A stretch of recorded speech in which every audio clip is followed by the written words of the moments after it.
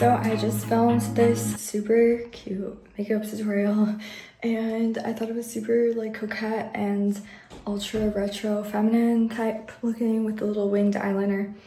And yeah, I just thought it was cute because this whole pink gingham thing is really popular right now and I wanted something really soft and feminine for the summer, so I did this. And if you want to see what I used, then keep watching.